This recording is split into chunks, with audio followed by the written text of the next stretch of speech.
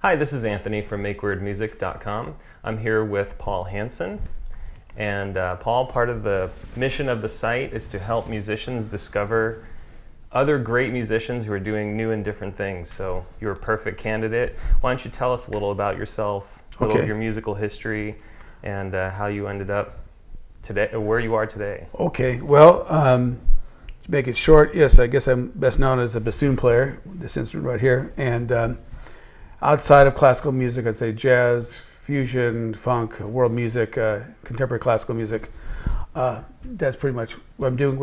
I started in Berkeley as a high school student, playing saxophone in jazz groups and bassoon in classical, and then somehow Jimi Hendrix turned my head around, and I just decided to think, what's this great instrument? It has all these possibilities and different things it could do. Why can't I, go out on stage and play with a band, that kind of thing. And so that's kind of led to this. I've had a career doing unusual music, and I'd say unusual for the instrument, but.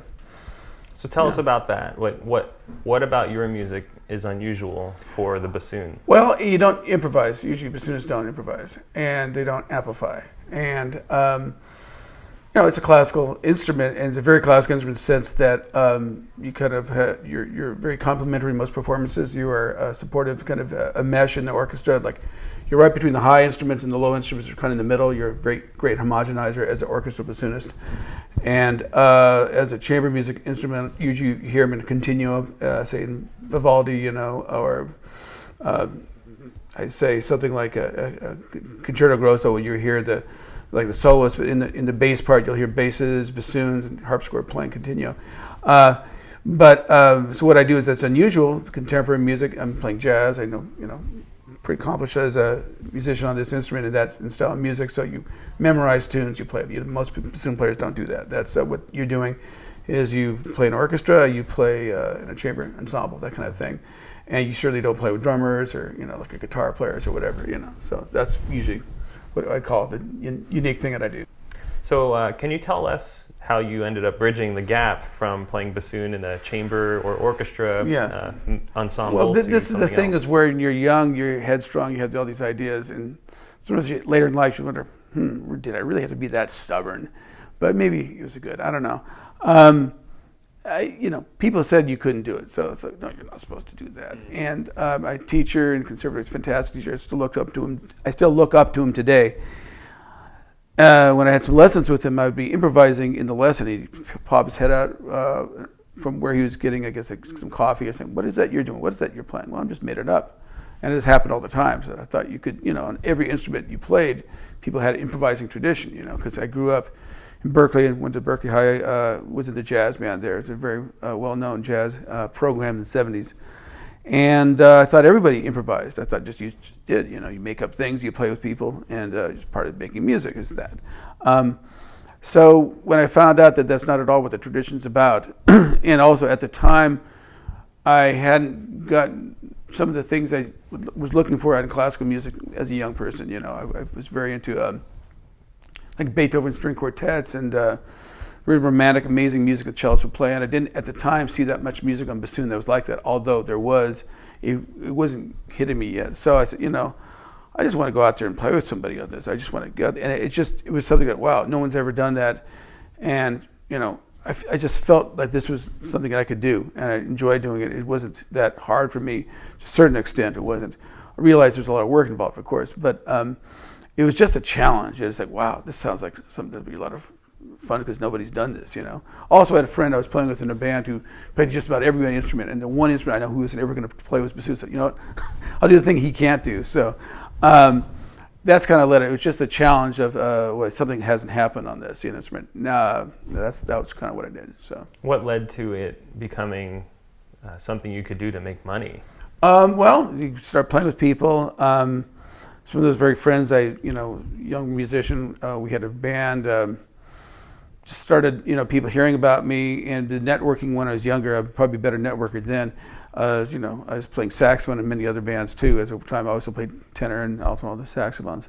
So, you should hear this guy on bassoon. And so, oh, sure, I'll bring it down. And then hook it up, and oh, that sounds good. Why don't you play this part? So I started playing it on like Latin bands, kind of salsa bands, I would say Latin jazz, and it just people enjoy the sound of the instrument, not just as a soloist instrument, but as a section, as what it blends like, and they kept leading to different things. I played with a group called the Peter Alphabama Hieroglyphics Ensemble, and we made a few records for Island Records back in the early '90s. We're a pretty big band in the Bay Area at the time, so I kind of had a forum to play with them, and I just kind of made a transition, a conscious decision to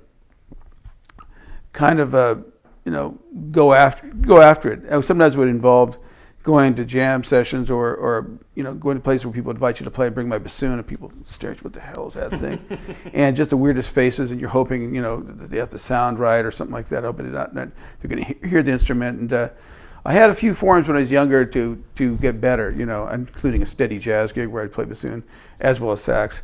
And so I kind of wanted at the point, not to want the saxophone player also plays bassoon as a side instrument, or really as a bassoon player. So I just kind of put myself in that position, things kind of worked. Back 25 years ago, I guess fusion music was more prevalent. You could play in local clubs doing it more often, I guess, than now it's on the local level. It's always never been it's musician music, so it's never been something that numbers are too big.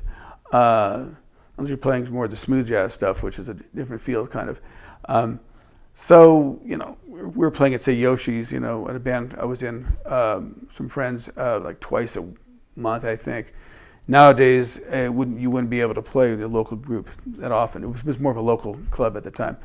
And getting better, listening to people. And so one thing that led that, I was always getting paid there. I was also playing in a group called the Paul Drescher Ensemble, Paul Drescher is a musician who went to, I think, San Diego State or University of San Diego. I guess it's San Diego State.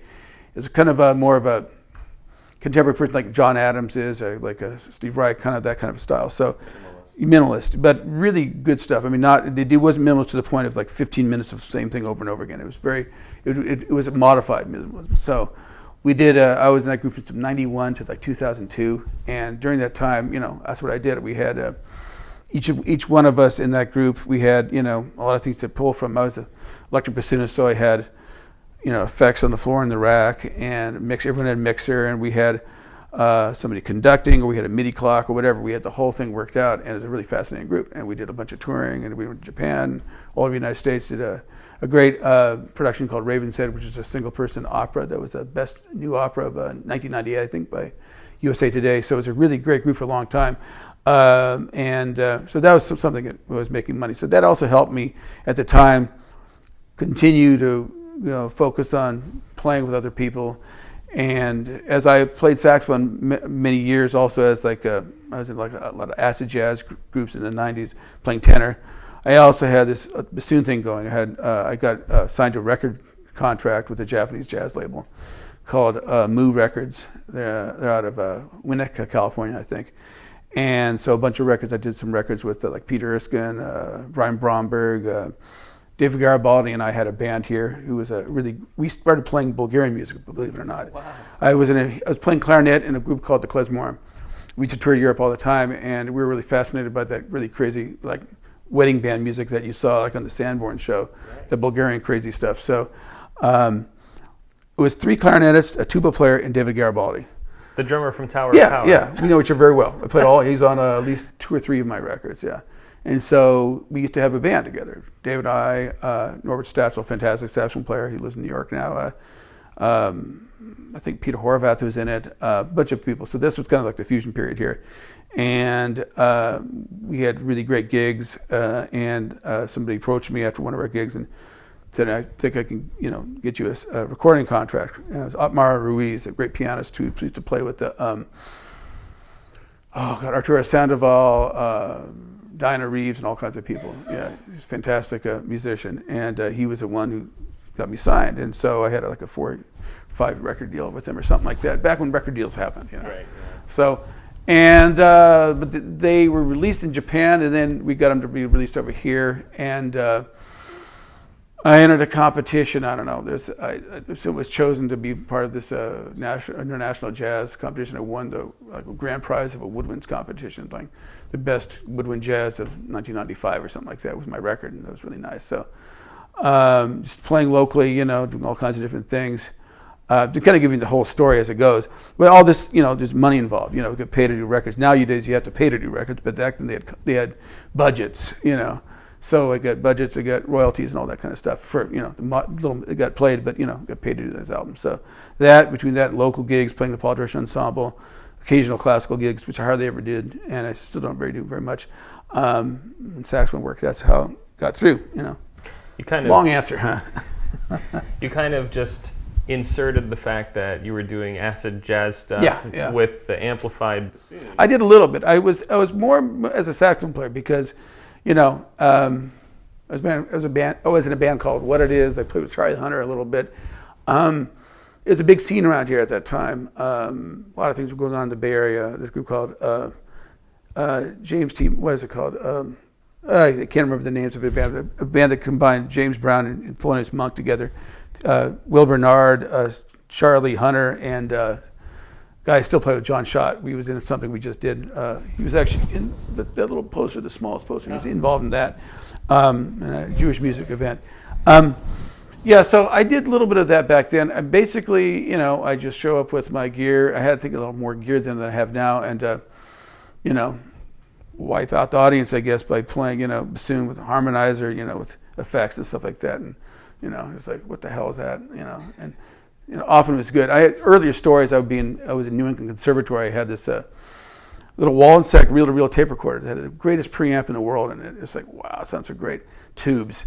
And I had an old Roland Jazz Chorus amp, which I still have. I had put the microphone down my bassoon, completely down in here where you're not supposed to do, put it into the Wallensack and put the amp, just shredded in the practice rooms. And they said later on that people used to line up 3 deep trying to figure out what the hell was going on in there. Of course, I didn't have any really ability on it. It was just flailing, But it was fun flailing. Some things were, good, but, that was back in 1980, but 81. But in the mid-90s, it was, I would say fusion. Kind of when the fusion thing kind of stopped happening. It wasn't as popular. You had this kind of new acid jazz thing. So, and there had to be some authenticness, like, kind of sounded like older school kind of guys. And so, although I was doing bassoon stuff, acid jazz was more saxophone stuff, and I would say like the more contemporary. I don't know. It was kind of a combination of things. But at some bands I never played bassoon in at all. Some bands just played sax. But it was kind of a mix. So were you influenced by anyone in particular, or was this kind of your own trailblazing thing? Well, a lot of people influenced me. I mean, as a horn player, there's all kinds of great jazz soloists, like Charlie Parker, John Coltrane, Dexter Gordon, Miles Davis. Many people who make beautiful phrases, and it's a beautiful phrasing instrument, actually, in terms of it's not a just doodly doodly doodly. I do some of that kind of stuff, but it's really about making a phrase and singing. So this bassoon is really about a singing voice and coming up with phrases that stick. And so those are influences to me.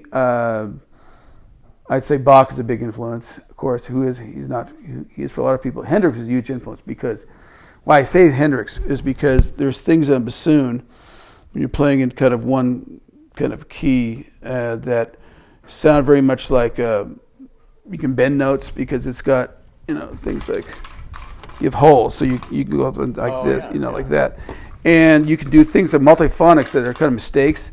Hit more than one note at once, and they sound mellow in this instrument as opposed to grating. And you can kind of slide them down a little bit. You can do certain things that sound like, whammy pedal stuff. And also just you can play bass lines, and you can play, high up, to a certain degree.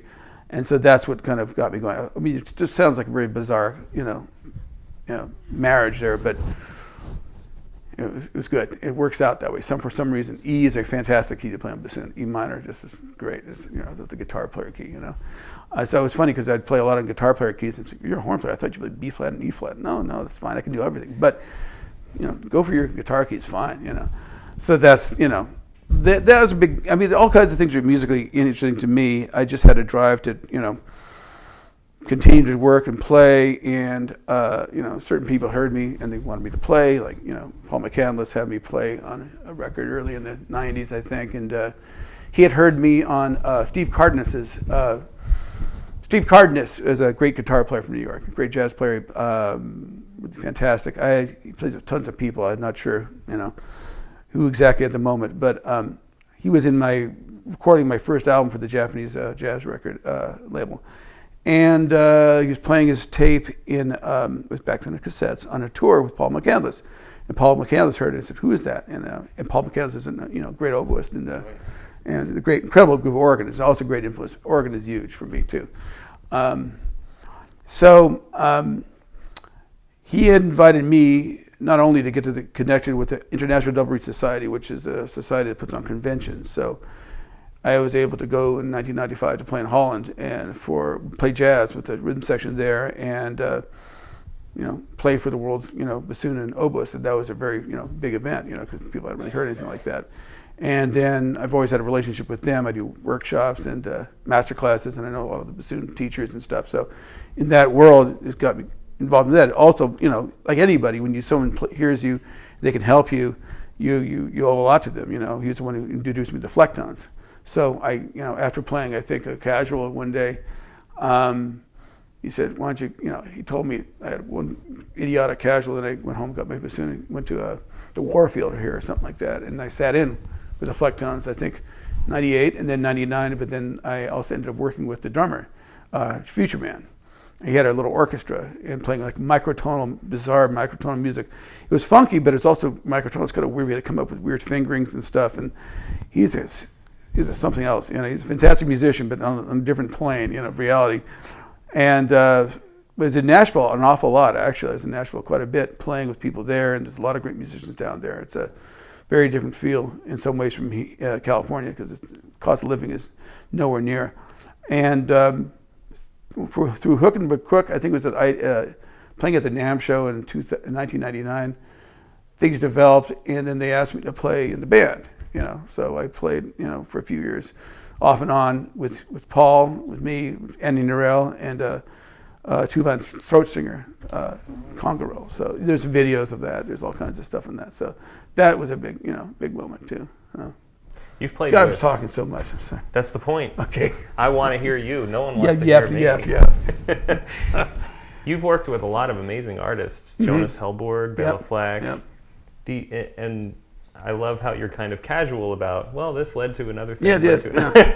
It did. Yeah. Are people attracted to, like, they hear this bassoon and they go, I've never heard anything like that? Yeah, that happens all the time. They reach out to you? That happens a lot. It doesn't happen quite as much because I'm not as young as I was. I'm not as active and going out to play with people. When I was gone also a long time, Cirque du Soleil. I was in a show of theirs. But so the period after the Flecktones is like, one of the things I would always say to any musician is never feel like you've ever made it, because you never do. You always got to keep making it. So playing the Flecktones is a dream. I never imagined. I mean, I kind of hoped, but it actually would get to this point. It actually did. Unbelievable. And so, when it happens, the reward is not the fact that you got there. The reward is the fact that you get a chance to continue to do that. You can build on it. So I had some different projects after that point. There's a band called Zillions Patrol I was in. I've made a couple of records one's on Bandcamp, I think, called VU. It's the drummer from Mars Volta is on it. Thomas Pridgeon is a fantastic drummer.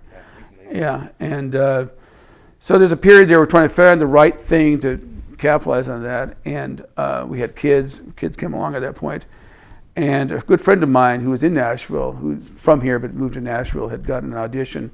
It was a really unique company at the time, and this is a few years ago, 10 years ago, and he told me about it and said, you should probably audition with them. You might find yourself. So I went to L.A. This is after playing with Jonas Hellborg. We had played together with Jeff Sipe, and Jonas had a thing with Sean Lane, the great guitar player. And I wasn't supposed to. There's no way you can replace someone like that. Man, nobody can replace him. But they wanted something new, something different. And so we tried for a little while. We didn't go on for too long. We made one record, but it was very organic with Jonas, improvisation based. I had all my effects going. and Jeff, and I did a few things with Jeff Sipe, and I think Jeff Coffin was involved in one of the things. But we had a little trio, and so there's a little record out there. There's a few YouTube clips. And so that happened for a little while, about 2003, 2004, I guess. And I was also playing with a group called Davka, which a lot of people don't know about, which is a kind of Middle Eastern, Jewish, but yet Palestinian kind of music kind of thing. It was beautiful music from the Middle East. And it's a cellist named Moses Sedler who lives here. Went to Al Akbar Khan School of Music. Daniel Hoffman, a fantastic violinist. Now he lives in Israel. Kevin Mummy was a doumbek player. Now he teaches history in Minnesota. And me. So we had kind of a thing going on here where, this is a great area to be part of creative music at the time. Still is, even though it's not like it used to be. And so there's a bunch of different things I was playing bassoon in, I also taught at Ithaca School of Music for a year. I was as a bassoon professor because they needed somebody to take over for a colleague of mine, and so I did. It was great. It was great fun. I was thinking of going more into education too. As the family, when you have family, come on, it changes a lot of things in a good way, and also just makes it, you got to make more money. And because sometimes things would be really great for a while when you're a unique instrumentalist, but it's not like everyone's looking for one of these in a band. If there was, man, that'd be great. But it's not the way it is. You had to create all your stuff. So you had to, when YouTube's starting and, Facebook and all this stuff, you got to figure out how you're going to market yourself as you're getting older, And so, but about 2004, I auditioned for Cirque. I went down to LA and I, did some blowout. I don't know what I did. I improvised something with loops and effects and crazy playing. I also had my tenor. So I did a combination of things. And then I got cast for a show about 10 years ago and worked. And great experience. Both shows were great. The first show was called Saltimbanco. I played tenor, alto, soprano, iwi, keyboards, percussion, and bassoon. And they never had a bassoon in there. They had a horrible MIDI bassoon part. So I play it, So they had me play it. It was great. There's a picture on one of my Facebook pages of all the instruments. It's crazy. And it's a fantastic show. We'd play on the side down when we had time. We were playing 380 shows a year or something like that. It's an amazing amount of shows. So, but it was great because you have benefits if you're a responsible adult and you have kids, you have to have your health care, and that's for the whole family's health care and everything like that. And you get massages every week as part of the deal. They treat you really well. But the show they'd had me in mind for was on bassoon, primarily in a show called Zed, which is in Tokyo. A beautiful story. No one even knows about it. There's a DVD. There's something out about it, but it's a fantastic show that should have really had more of a chance over here. It was supposed to be at Disneyland in California, but they balked, and the landowners in Tokyo, that Disney wanted it, called Oriental Land Company, a 400-year-old company that's just oodles of money. So they bought the show and they made a theater. The theater cost $100 million, and so here I am going to Japan. We're all moving over there. My daughter's 6, my son's 3. My wife, she has an orchestral career, and as well as working at the place she works, and she left that. It's incredible, and it'd be tough for me to do that, but she did, and we lived in Japan for 4 years, and it was an amazing experience. I played on the side. We had a group called Mean Green, which was me, Ableton, our friend Ableton, and our guitarist Patrick Kelly, and our drummer Ron Wagner. And there's a few videos. We never made any albums, but we had some fun. We had no time to record. We were just working, 5 or 6 days a week. So that kind of put a dent in my career as I had a record on Abstract Logic Records called "Frolic in the Land of Plenty" with Dennis Chambers, and I love that album. Me too. I love it, and I wish they had a whole promotional campaign made, everything ready to go, and just like what you want from a record label. It doesn't trump, a really big job, So I took the job, and I wouldn't say I would regret it because it was a great experience being over there in another country, living there, and getting incredible cultural experience, and doing good for the family. It was great. But it was an interesting time. It was, it's like people who are just all about the music say, well, how could you have gone to work for a company that's a circus? Well, it's, a lot of that and great treatment really go a long way. And at the same time, these are great musicians too. We played on the side. We did other things, I played with a great painter who does things with Vinnie Colaiuta, Tom Reyes. He's a fantastic, freeform painter. There's a few video clips of us on YouTube, and we're throwing down. We're doing some great stuff. So, that's great. Long answers. Sorry. Please make them as long as necessary. This is the way it is. You also write original music. Yeah. How did that start? Well, I always wrote my own music. I always liked to write. I kind of wanted to be a composer, but for the jazz records I did, it was important that I wrote music because they wanted original stuff. And I don't know. I don't have much piano skills, but I hear the kind of things I want to play, work with other musicians, and just something that develops over time from hearing things that you like to kind of coming up with ideas on your own and seeing where things go. And sometimes things be written on the instrument. Sometimes things be just written in your head without like any drum machine or a loop or tempo or something like that. I don't even know how it starts. I mean, creativity, it's so hard to figure out how. But, I mean, something that can be sung. I always like melodies that are, I like intricacy and neato stuff, but melodies that can be sung are the best for me. So, I don't even know how, in terms of composition, I just listen to people, kind of study a few things. When I was in school, I studied Bach, Brandenburg concertos a little bit, and how they're put together. It's pretty amazing. The form is amazing because there's these forms where they're not improvising, but it's kind of like a 2D section where everyone's jamming together, and then break off for a few bars. So nothing's 8, 8, 8, 8, and everything's like 5 and 2 and 3 and 1. Different ways of getting around things, and it's really fascinating how that basically groove-based music, because Bach has a groove to it. It's consistent. It's not romantic music where you stop and halt, all that. Now, this of course is not judgments. It's just the truth of the matter. So every time we do something down here, there's always I can always tell my son is there because there's always sound coming out, dropping things down the stairs or something. My kids are 4, 6, and 8. So. Oh, how fun! I know. Barrel monkeys. Yes. That's great. It's cool. He used to play drums. I hope he plays some more at some point. There's a video of us playing Unchained by Van Halen. He was playing drums. That's guitar. But that was my first instrument. Actually, was guitar. Yeah. I still have a Strat over there on the other side. Oh yeah. Yeah. So I pick on the guitar, put things together. Oh, this sounds cool, and I work out guitar parts. Like I had a duo with a guitarist, and we're trying to figure out things I'm trying to figure out. So it helps to have it in your hand to figure out how you can cover as much as you can, so you know what you're giving the person to play. So don't just strum something or something. So I guess that's composition. It's hard to determine. It's just part of creativity and part of I think less something you want to play over as much as just something you just feel should be written down. It feels nice to play, There's some new things we're working on. I did a solo album this last year for Blue Coast Records, and there's a few things on there that are based on little loops I set up on Bassoon, and then I looped myself on top of that, and then I play something over it. And so, actually, we're going to be doing a version of one of those tunes at least. So, some new things coming out. We're working on a bunch of different things. I don't know. I mean, it's so hard to describe the creative process. But it's different than improvising. It's different. It's more like permanent. This really feels like it's like you chip away at the marble until you see the sculpture through there, So, yeah. And you use Ableton? I use mainly Logic. I'm mainly into Logic. I use Ableton a little bit. Ableton, it's just so dense. It's incredible. I mean, the guys out there, they're great loopers and great users that are just like, my God. One of my favorite bands is Nowhere. Nowhere, and you got to hear these guys. The drummer is fantastic. He's like he does everything, and I guess it's his girlfriend or wife sings.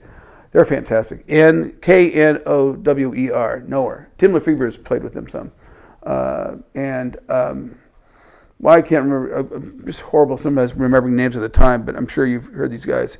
They do amazing covers of people on YouTube. Like Dirty Loops. A little bit like Dirty Loops in terms of the harmonic sense, but more techno because it's only two people. Yeah, they did a really good one of Get Happy. They did one of those. I can't remember that's the name of the tune, but not Happy, not the big hit, not Feral, but something earlier that he did. Get Lucky. They did a great job of that. Some other Elaine Goulding stuff. Is that her name? Ellen Goulding or something like that. But I could find them up, and you should check them out. They're just ridiculous, and they're based in L.A. He plays that push thing, the push. Right, the grid. Yeah, the grid, and he's just ridiculous and fantastic, making great music, very pop, very harmonic. Like, oh my God, it was incredible. So it's great to hear that. Oh, Dirty Loops is another fantastic group. Oh man, it's incredible. So I don't get to that level with the stuff yet. I've thought about it when I did things with my friend in Ableton. Basically, it's very simple. It's like we have accompanying parts to play along with their song that we don't want to have a whole band for, and we just use it for parts of the tune. We never gut in as much as you could. But since Ableton is so in use at a lot of the shows these days, like Cirque and other things, that it became natural to use as a tool for us. We put some crazy sounds in there once in a while when we get a section that drummer hits a trigger and there goes a crazy sound, or something that you use technology to your advantage. Similar to me using a pedals, something like that. To create chords and things like that. So, what is your process like? You use Logic, but what does that mean to you? Okay, well, I use Logic basically in composing, and like if I want to use, for example, something I'm writing a commission right now. I have a commission for, of all things, someone asked for this. Amazing stuff that I put out on a SoundCloud. That's just like basically it's got like a drum loop or some kind of drum percussion kind of thing, affected bassoons, and some kind of bass line. A lot of my stuff is techno kind of oriented influence, I'd say. So I would never call myself in anywhere near the league of some of the people who are doing this kind of stuff these days, who really got their stuff down. But it's all a tool, and it always blows my mind that even I put these crude little, to me, the quality's okay. It's just on the laptop right there, and spit it out, and it's entertaining to people. Because I play bassoon and there's effects in Logic or something like that, and there's little tunes that have melodies and me playing over it, little things that I can do in there. That's a process that I use. So we had something in Japan where I played a tune that was on Frolic in the Land of Plenty, but I put bassoon loops in the Ableton, so I was playing the keyboard part of bassoon. I was looping this really crazy part. There was no way to play it at the same time I played the melody on the bassoon, So it had like multiple bassoons in Ableton at certain times come in for certain parts of the tune. And it was just a great tool like that. I guess you could have put it on the floor in some kind of device or something too, but Ableton was king of all that stuff. So, but in Logic, it's just for writing. It's like, sometimes I take advantage of the processing that's there. I take advantage of just to get some ideas out and some things, as well as a person like a, do-it-yourselfer can, about, engineering or something like that, just sort of working. But someone asked me to commission themselves a piece for bassoon and electronics, so electronic-based, driven music with loops. And what I'm hoping to do is take it to somebody once I'm done with the piece to remix the sounds or spruce it up with someone who really's got it. I know some people who are very good at sound quality ideas, and so they can help with that kind of stuff. So, do you lay down tracks without using structure? Like, do you set tempo? Do you set the key? Do you compose? I don't just improvise, but I'm thinking of an idea. Oh, this would be really cool. I get the nugget. I know where it could kind of go after that. Like right now, this guy was listening for a particular tune that had some things he liked about aspects of my music. So I came up with something similar to what he's thinking, I think, and he digs it. And I had kind of a very academic style. I thought, this is a piece. I'll put this really kind of academic sounding 12-tone kind of thing at the beginning, but it didn't like that, which is totally fair. I didn't like it either that much. To tell you the truth. So it doesn't have to be, quote, academic. It just has to be, music. And so just thinking of the things I like to hear, really cool stuff out there, like the Nowheres of the world. And when I say nowhere, it sounds like I'm saying nowhere, but it's Knower, Nowhere, Dirty Loops, all those kind of people with really advanced harmonic senses, yet it's very singable melody. And we just take advantage of all the nice harmonic crannies that you have out there, plus all the different sounds that are out there with the techno stuff, which is really incredible. Just drum and bass. I guess all the different styles. My son likes a lot of video game music, so he kind of helps me sometimes. Like the 8-bit techno. Yeah, all kinds of crazy stuff. It's just ridiculous. So, I'm doing an approximation because I don't have the world's most incredible studio. It's kind of embarrassing. It's like there's amazing sound out there, and I'm just using my laptop, man. It's like great, but amazing how many things in this world. That's what it is, It's kind of scary. So, might as well get in there too and share, So, as a person who plays a very unique instrument like the bassoon, is there a part of your identity that says, I want to be that guy that's different? Like, has there always been something, a spirit in you of oh God, maybe yes, a rebellion? yeah, well, yes, there was, for sure. And I don't know why, again, I could have made it a lot easier on myself in some ways by just following the rules. But because I was, very talented as a classical bassoon player. I mean, I could definitely seen it all coming. Where I've been in the section and playing the parts of people I know doing what they're doing. It would have been, you should have, kind of taken advantage of it back when I had the opportunity. But when you're young and you're about the music, there's something just thirsting you to do something different, So I was also playing back in the mid '80s. I was playing a lot of saxophone. I still do, but not nearly as much as I did back then. I played with Eddie Money. "Take Me Home Tonight" was a big solo. I was a soloist on that. Oh, yeah, that's me. Yeah. Wow. Yeah. And so last year I started getting where are these royalties coming from? Wow. Oh, that's right. Yeah. Because they didn't used to report this type of performances as anything you can get a royalty for. But I got something from some subsect of some kind of guild sending me something. But I played with him. I played with Boss Skaggs. I did a bunch of different things as a professional horn player, But it just kind of thinks, well, let's see what you can do with this instrument. About 1990, it was a decision. Well, you could be like everybody else, and again, it just was like, why? So let's try this. I enjoyed it. I enjoyed playing the bassoon a different way. I just felt that, there's a thrill you get from, the sound of an instrument you really like to play, and playing with other people that inspire you, and being able to match their intensity or be part of it. It's a great feeling, and it's again, when you say match intention, match it in a co-mingling way that creates this huge big thing that everybody is getting something from. It's a great feeling, Of course, I love being part of a team. Also, it's not just about me. I don't want it to be just about me. I'd love to be part of the collaborations with other people and in situations where we're bringing something great together, and that can happen all the time. I was part of a SF Jazz here in the city. I was part of the Duke Ellington's 50th anniversary performance of his secular music, which is amazing music. And back in the 60s, jazz was not thought of academically at all. It was just still bastard music, kind of. I mean, it had gotten further, but when they tried to get endowments, art companies, art endowments to help them fund it, they would just totally turn Duke Ellington down. Duke Ellington, they turned him down. So, now jazz is a totally different type of music. It's very I wouldn't say well endowed, but it's there's more becoming like classical music, where you have endowments and you have the whole funding apparatus going on.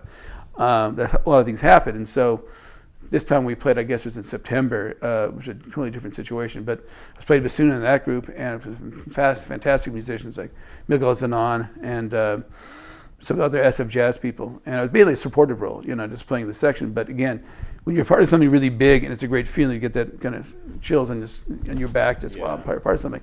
That's kind of where you want to be as a musician, is adding to, not subtracting to. And so in terms of, why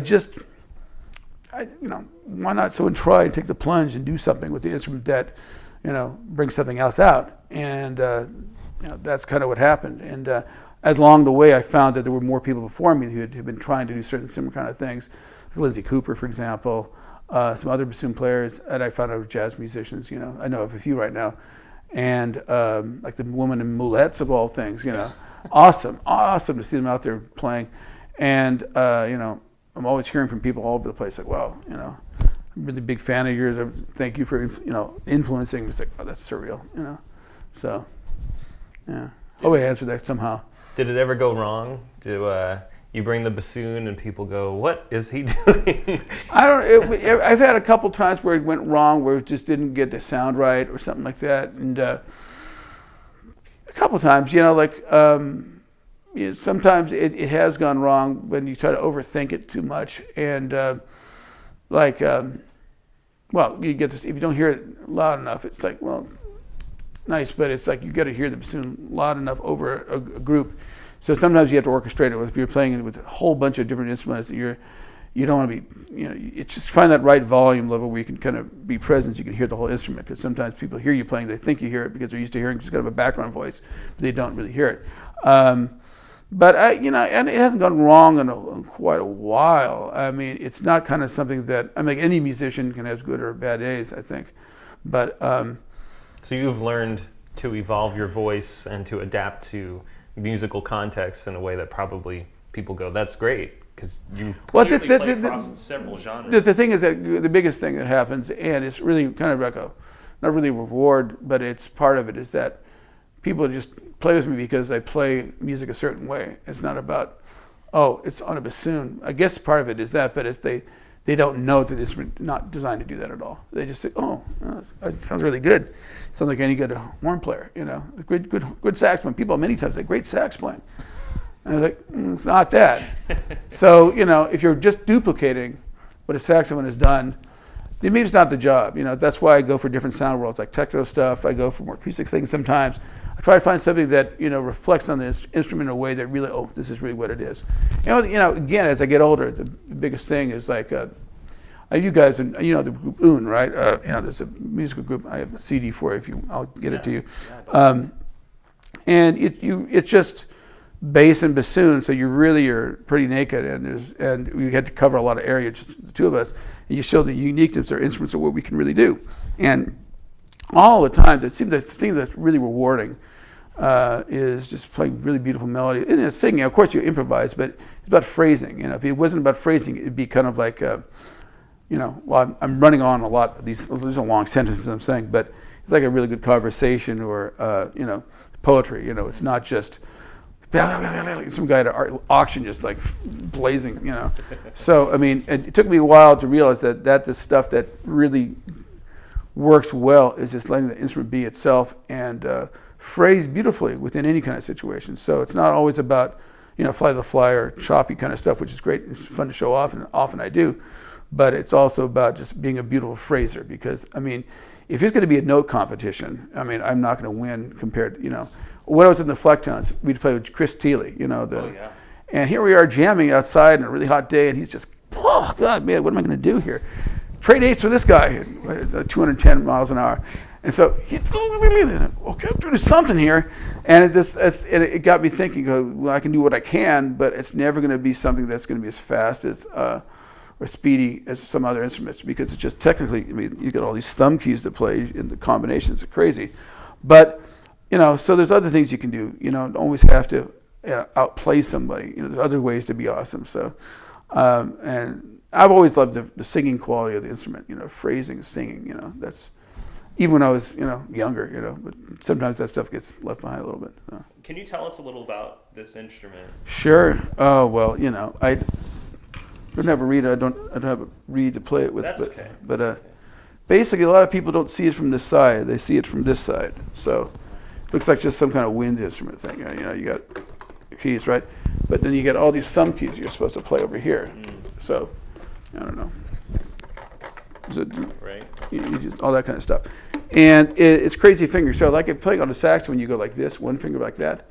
Do the same kind of finger, you'd have to do it like this, with just about all your fingers to make it happen. So it's an older system. It's like based on kind of recorder, I would say, Dulcian recorder. And, it comes apart different places. There's one, the bell joint, and there's another joint here, joint there. So people, it can get through security, luckily. And some people, in the days right after 9/11, people were always stopping me because of a really horrible looking passport picture that somehow got completely corrupted, maybe looked like Hezbollah Hanson or something like that. And of course I had my microphones in the case, really sensitive microphones, little pickup microphones that fit right here. I'll show you that in a second. I guess I could do over there. But there's basically, this is where I screwed the pickup in right here. Pickup goes there. Yeah. And what the hell is that? They're looking at my reeds. They examine it because they're so weird. They're some of the metal things in my preamps are unique. That I had these preamps made by Gary Hall, who lives in Santa Cruz. He does a lot of things he did a lot of things for Michael Hedges and a system called Frap, which is a long time ago. I'm not sure if they were related, but anyway. But he did. I think he has his own company. But anyway. So there's bizarre stuff going through an airport security. How to explain? This bassoon player, no, you don't see many of that because not many people do that kind of stuff. And it all worked out. I never got confiscated. confiscated. Sorry, I'm a That's okay. a little dry. So anyways, it's made out of Bosnian maple, mountain maple. It's very hard wood, and they aged the wood for about 12 years, 10 to 12 years, and then they carve it. Mooseman is my bassoon maker. Mooseman is a great company from Germany. Herr Mooseman makes fantastic. They made this for me, and really beautiful instrument. And so this is called a bocal. The neck goes in there, and this is a gold-plated sterling silver, I think, and it makes a big deal. Everything, and the reed, of course, is I play Ligier reeds, which are synthetic reeds that are really fantastic for me. And yeah, this is the bassoon, and it's great sound. And if you don't pick it up right here, really fantastic invention was made by a guy named Trent Jacobs. For many years, I played something called FRAP. I don't know if you guys know about FRAP. It's a flat response audio system, audio pickup, I guess. Flat response audio pickup. And you see old videos of like Eddie Harris or James Galway. Who else used to play his stuff? Some guitar. There's a few guitar players who still play his pickups, but he had a really incredible wind instrument system. So when Emerson, Lake and Palmer went on tour in the mid '70s, they contacted him to make all the brass and wind players pickups. So they all had little pickup systems, little preamps. It was a fantastic sounding orchestra. I heard it was just fantastic at the time. And he's really in the era of a hi-fi, where hi-fi is really celebrated. It's not celebrated so much anymore because we're at a totally different time in history. But so I saw this amazing band called Cartoon, which is the band. You heard these guys? You do? Awesome. Oh my God. Oh, man. Herb Diamond was one of the guys I saw playing bassoon with this band. Oh my God. He said it over the pickup. This was when I was in school. And that gave me a kick in the pants. So here's a guy playing with a band like that. And I really liked that band. I mean, they were a little different than Henry Cow, but that kind of influence, you know. And so, oh my God, you know, music school, these guys are there. This guy's playing a pickup and bassoon. I'm sold. I'm in. And so I got myself a pickup, and I, played it for many years. I had to get myself another one in 1991 because it broke, and I used that one in '91. I had two of them, I think. Those two lasted me all the way to right about now. And I don't use them anymore because they're very finicky. You can't get them fixed because obviously there's no need for them anymore. No one uses that kind of technology anymore. They do things differently. But Trent Jacobs is a great bassoon player from Minneapolis.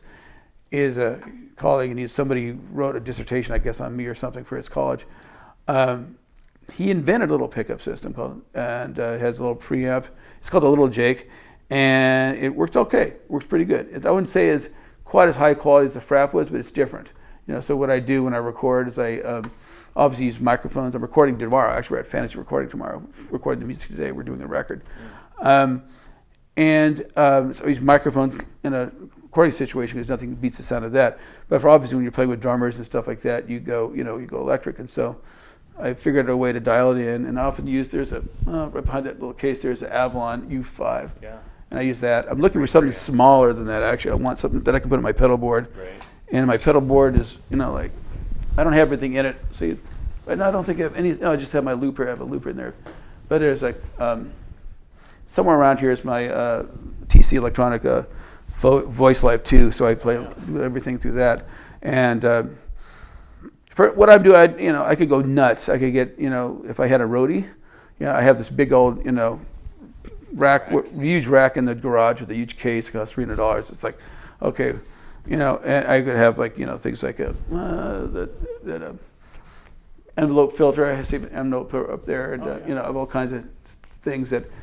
An envelope filter bassoon is pretty fantastic, So you can go really nuts. You just have to have the place to do it, I don't often do it unless someone's asking for it. So, but for my basic electronics, I'm not sure. I'm answering questions that haven't even been asked yet. They're just. It's like I usually just use pretty straight sound with maybe a little delay or reverb, and then I'll double it. I have a double bassoon sounds really good, and the TC is for voice. So, if it's based on voice, it's similar to what you do with a horn or a bassoon or something like that. So, but our site is called Make Weird Music. Yes. I would imagine you've considered your music to be weird, or other people have said that's. What's weird is that I've used a bassoon to do it. I think I never think of myself as. Who knows what they think? I'm not trying to be obscure. I realize sometimes I'd really like to reach out to people, but it's like, you're playing this weird instrument. How do you do that?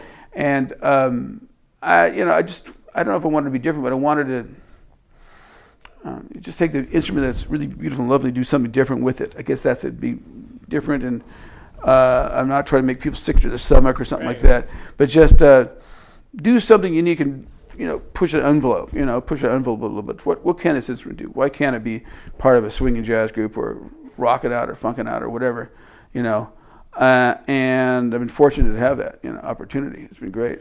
That's actually exactly what I'm going for in terms of weird. Just do something a little different. You don't have to make people hate the music. It can be totally normal, that anybody could like, but there's a bassoon playing that. You don't know that. Like the Eddie Money story. Yeah. Well, the thing is, bassoon, often the thing that gets me, that's why it always gets back to the melodies, because sometimes when I'm playing, people don't know if it's a guitar, some weird synth, because I've played a lot of notey music in the past or something like that. Wow, what is that thing?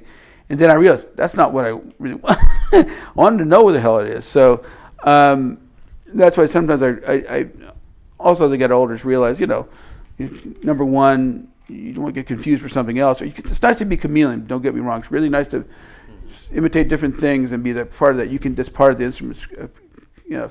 What you can do with it is amazing. Not only acoustically, but then electronically. But then actually getting back to what it's really about is a very melodic, phrasing approach where you're singing from your soul. And this instrument surely does that. It really surely does. And that's the first thing we all hear is someone talking or someone singing to it. You don't and in rhythm, But when it gets into Mixolydian flat Germanist 5, whatever chords, or Mixophrygian or whatever, I don't know. That's the kind of stuff like, has to be purpose for it. So you've brought up bands from Emerson, Lake and Palmer to Henry Cow to John Coltrane to Dirty Loops. All that's great. Do you have any, like, a top set of influential bands, or for eras you were really listening to a lot of this? Well, Mike Brecker, of course, for sure. And Brecker was there, of course. There's an era where those guys who came out of that jazz rock thing in different eras that just really set my life apart. I think the first guy that killed me was hearing him at the Seventh Galaxy by Return to Forever in music camp. Just hearing this incredible music that crossed over, why the jazz rock thing, the fusion thing, got me. It's just like, as a musician, for some reason, that just grabs you. They're doing these incredible things. It's some ways it sounds like Mahler, at the same time sounds like funk. I mean, it's just like amazing, And, it's just, what a great combination, chocolate and peanut butter, I mean, it's like, it works great, And then other times, that was fantastic. And then there was like the Police were a great group, other things. I mean, just it's all kinds of different things. Hendrix was huge, Coltrane was huge, Brecker was huge, the guys who played with him. Some aspects of Return to Forever, I liked them a little bit before. Aldi Miller is a great, incredible player. I liked the Bill Connors side, of that record. It was more of a balance for me. Then later on, there's all kinds of different things. I suppose there was an era where Chemical Brothers were really amazing, and some of the stuff that happened in that time period. Jamiroquai. I've been playing in a band that's very much like Jamiroquai for a while. I mean, nowadays, and I don't know if I ever have any top favorites, but there's all kinds of different things. People I'm missing. I'm just completely forgetting about. There's a person, of course, with John McLaughlin. Just the, like we just did like a Dance of Maya last night. And I've always wanted to do the tune because that guitar part, the beginning guitar part, is totally a bassoon part. Totally, it's very much like a cello, broken chords. That's so idiomatic of this instrument, particularly. Oh, it's ridiculous. Played it with the effects, and it was fantastic. And so that was a big influence. I'd say, lately there's really some really fantastic, Dirty Loops is great to see someone that popular with that incredible amount of music. They've got a ton of energy, young, ridiculous. And of course, Nowhere is fantastic. I'm trying to think of who else that I really listen to a lot right now that would get me going. I mean, Meshuggah is another one. I love Meshuggah. 1 hour? Okay, you love Meshuggah. Yeah, oh yeah, definitely. Oh. Oh, yeah. So you really would like Panzer Ballet. Oh, hell yeah. That Some Skunk Yeah. Funk, their cover is yeah. unbelievable. I'll check it out. I don't know why I've missed out on them for so long. I'll play it for you after. I gotta after hear it. this. I can't wait. It really is stunning. I bet it is. I bet it is. The thing and is, he plays on it. these get, the thing is, you have to have the older you get, being in a place where people can have the time and the wherewithal to spend time together, gelling, to make something happen, because that's the hardest thing to do when you're trying to, all this stuff over the place. And sometimes times and locations, like our period was 80s and 90s when I was in the Bay Area. There's a lot of like world beat stuff going on, a lot of African music. I played in African bands. I played a combination of different things that are always happening. So that was a time when things are percolating, rents were cheap or whatever. But, or at least for me at the time, I was younger, didn't have as many things. But I mean, it's great to hear about these guys. When I say about Meshuggah, I love them. I personally, would love to hear a melody on top of that stuff, even if it's simple. Even you could scream it a little bit, but nothing against them. A fantastic band. That's their style. It's fantastic. I'll put up with it. But I just love the next development to me would be melodic content on top of this. Amazing riffs. Thomas Hake is just incredible. In fact, I wish I could get it recorded. If I ever get a grant getting around to doing it, I did a music night called Homecoming for the Berkeley Jewish Music Festival, because I played a lot of Jewish music in my life. Technically, I'm Jewish. I played in the Klezmorim, I played in a group called Dovka, and it's kind of a combination of a lot of interesting things. But taking some of the old Yiddish melodies, and they're, in interesting modes, the modes that are, flat second, major third, flat second kind of stuff, and putting, this amazing type signature stuff that's basically on 4, but the Meshuggah stuff underneath it. Right. That'd be fantastic. We did something like that. We didn't get enough time to really gel too much with some of that stuff, but we did some of that on the concert for that little poster over there. So, yeah, that'd be great to do. If all these musical lifetimes, find a, maybe Chevron can help out with a few bucks, put it all together. Right. We'll see. I don't know why they'd be interested, but I don't know. Well, Bob, you've listened to Paul. You've seen him live for many years. Do you have any questions? Something that was just in the back of my mind is it looks like a really finicky instrument. I wonder if you've ever had problems showing up and it doesn't work, or do you ever carry a backup? Never. I had a backup for a while. We had a backup for a while, but I was playing so much in Japan. I had to have one, but I didn't really ever have a problem. We have a great technician. My wife works at Forest Music, which is a fantastic double reed store in Berkeley, California, and an excellent repair person there. I was just there the other day because this is starting to fall off, and real quick, and he got it done. No, I play my instruments hard, but I get it overall every year, and you just learn after a while not to drop it. You have this radar around you when you see an instrument like this that sticks out everywhere. And I remember playing a gig with the stage, started to go up like this. So the thing is, oh my God, I stood here like this while I was trying to just wait it out. I was playing another instrument and just going, oh my God, I have to put this down. So, you just look at, there's a wire coming out of it. There's something added on here. When I was at the Flecktones, I had a different pickup system that's very rare. So I had this thing put on because I had to have a cable go up here and you get anchored there, because when you step on your cable, it comes out the pickup, right? Yep. So that's why I had this thing here. Now, I don't need that because it's a shorter cable and it fits in my pocket. It's really hard to get something in the way of it. So that's the biggest element, because you're playing a bassoon and you're stepping on cables. It's hard enough to do that. It's not the bassoon, it's the electronic. Yeah, usually it's that. The bassoon, just have to be careful. You just have your radar up about things that are around your instrument. Like once we were playing in Japan, someone came at my bassoon. I just grabbed in the middle of the time, but I just saw it in the corner of my eye. It could happen. Anything could happen, but I'd just be very careful with it. That's like kids with the cup of milk on the table, Yeah, exactly. Yeah, you just learn. Yeah, you just learn. But you said I think you had some other questions about some other things, right? About what people call this instrument or something. Well, it does look like it could be used to smoke things. Yes, and I would guess the joke has been told to you constantly. Well, because I played the Flecktones, and they had a lot of tapers. They had a lot of people. You could smell the marijuana in front, and people grooving out. It's interesting because the music is kind of complex, right? But yet people jamming, and having a great time doing the stuff.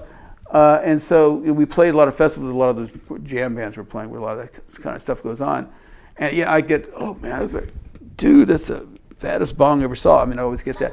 But the best thing that ever happened, the most hilarious one, is people never know what it's called, right? what is that thing? So this guy came up, and he's fried, he had his shirt off, and, man, is that an uba? Is that Uzi Uba? I don't know. It's so funny. An Uba. Uba tuba? I don't know. It's funny. So it's funny. You go to you learn a real sophisticated classical instrument that everybody knows in the classical world, and then you're in an environment and you're trying to get somewhere and you're listening to that. So it's funny. You mentioned another instrument you played called the iwi. Yeah, I did. What is that? Electric wind instrument. You never heard of Have you heard of it? Yeah, Brucker played it. Oh yeah. Yeah, it was definitely a period instrument. I have something like that up there called a WX5 from Yamaha. It's the thing behind the cups up there. It's just, it doesn't have, iwi is just it's just static. It's like if you touch this little pad, that means you found the note, but it's so touch sensitive I don't even like it. So this is actually kind of like a syntax in a way. It's not a Yeah. real instrument. Yeah. It plays like one. I did a lot of it. I did some in Japan, and I also played it in Cirque for certain like flute parts or trumpet mutes or little things that I do cues and stuff like that.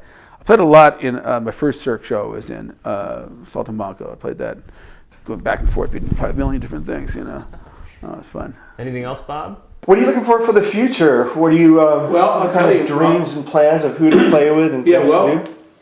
I've got the commission to finish. It's something that I hope to release on my own. I think the working title so far is Warlords of Irony, is the name of the piece.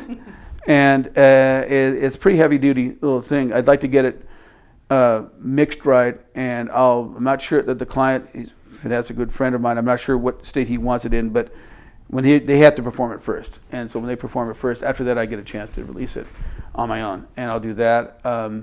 It's a cool piece. I'll have music so people can play it, other bassoonists can play it and go along with it. I'll probably improvise over it, but they can have sections either solo will be written out, or they'll just have to go on their own, or have something written for them.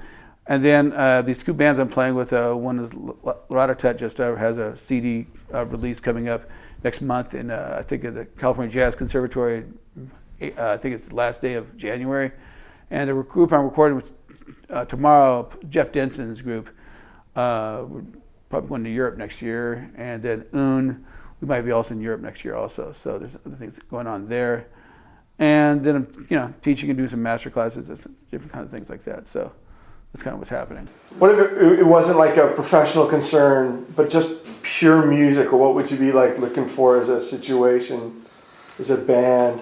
Oh my! Well, basically, what would inspire you, like without any outside considerations? Well, I get a lot on my plate in terms of the jazz situation, but something that was more like something that it crossed a little more to people, I suppose, a little bit some of the time. I don't know. It depends on what if it's just purely music, it's not about commerce. It would probably be something that you could see people dancing to. Some people that come and groove a little bit and not just sit there and stare going like this. Look at your chops, that kind of thing. And it's hard to say. I'm doing a lot of great music right now. I'm really enjoying the music I'm doing. You'd be able to put the things across that I've worked on, like to have the funding and the wherewithal to put across, like the project I commissioned was by the Berkeley Jewish Music Festival to write this piece. I've got a ton of music. I'd like to have that be pulled off, be able to see a tour of that, for example. That'd be fantastic. But that means, really having the resources to do that right. It's hard music. We'd have to, get everything done. And really have people have time to really learn their parts and really gel. Anything that was a long-running thing that had a chance to go, for a while, because I think you really get a benefit out of playing music more than once or twice. Something you could tour with, something that's kind of a thing. I mean, that sounds kind of funny, but seriously, that's what I'm always looking for. If it was part of a band where I played, I don't know, Jerry Loops kind of stuff, or Nowhere, that'd be cool. Something, where it's not necessarily all about a jazz solo all the time. That's fine. It's just something that it gets a chance of people to really work together for a while. I think that's a thing to benefit for musicians, is to not just have one shot and that's it. It's different now than it was when you could play same musicians 3 or 4 nights in a row. Some people get to do that, but often people are not incredibly well established. it's hard to do that. So something that was ongoing a little bit more, I guess. I know that's kind of a weird question because it's musically what you're looking for, but yet I like all kinds of different things. It's just that the chance for the music to really develop, I think, is what I'm looking for. So, yeah. Some kind of family long term. Yeah, definitely, yeah. So, I mean, that's kind of a funny answer, but I just know a lot of people who I hear about on Facebook, they've got a gig, they hype it up, and it happens and it's gone. And so you want to do more. You want to be on tour. You want to find a way it is to bridge, boundaries so that, people really get what it's about. When I play the Flecktones, I really realized, they're playing very complex music. But somehow they found a way to, really get people, Interesting, because the Flecktones started as a one-off for the PBS show. I know. And then here they are. I know. That's incredible. That's amazing, yeah. I don't know if, I know Bela does more now on his own sometimes with like Chick Corea and stuff like that, but they definitely, we're totally deserving of everything. They're so damn good, man, incredible. Yeah, all those guys were ridiculous. I've always liked seeing the wrong instruments play the right music, which, right. Bela on the banjo and Pat Cloud before him on the banjo. Yeah. I don't know if you know that name. No, Pat Coyle? Pat Cloud. Pat Cloud, okay. Yeah. Same kind of thing with the bassoon. It just sounds a little more fresh and unique. Yeah. You just kind of messed it up a little. It's like right. fusion when you mix some Eastern music with Western funk. Yeah, the thing is to be able to find a way to be musically enticing at the same time, something that doesn't just become an academic exercise and looking in too much. You want to look out because you are playing for people. I love playing for people. I love people see people really enjoying themselves. Of course, that being said, I'm not going to play a bunch of music that was just really pandering or something like that. No brown-eyed girl. I don't know. I mean, probably not. Probably not at this point. I have nothing against certain covers and stuff like that, but it has to be done well. It's just a musical treatment. It's like I'm not going to do some of the like rap covers or something. Like do a Drake tune or something like that. I just don't know enough about that genre. To do something well. It's just it had to be something that and some of the music I hear now, I'm not really up on all the pop music right now. Some of the stuff is very basic, simply no lyrics and no melody. It's like, well, nay, nay, nay, nay, nay, whatever it is. I don't really know. It's just like, wow, this sounds very like a 4-year-old could come up with that melody. I'm not going to do that, for example. But but it's just the kind of thing is like people who I just admire people who have a long-standing relationship with their audience and are able to. I would say someone even like Rush was incredible because, my God, they almost didn't make it. They're very close to stopping at one point when they did what was that record, Caress of Steel or something like that. And then 2112 came out. It's exactly the opposite of what their record company thought was going to happen. They said it's going to be hit singles and all this stuff. And they didn't. They said, we're going to go out the way we feel it. And they stuck to their guns. And they knew somewhere that people relate to that, and they did. That was great, and that's one of my top groups also, is that group particularly. But as a bassoon player, I'm trying to figure out how it fit into that, so. Well, sorry, I'm going on and on. No, it's okay. I think we have to wrap up time-wise, but okay. Thank you so much for your time. This has been awesome. Thanks for welcoming us. Thanks a lot. I really appreciate it. No problem, Paul. Thanks a lot. Thank you. Awesome. Cool. Thank you. Cool. Oh, I've got this thing in my pocket here.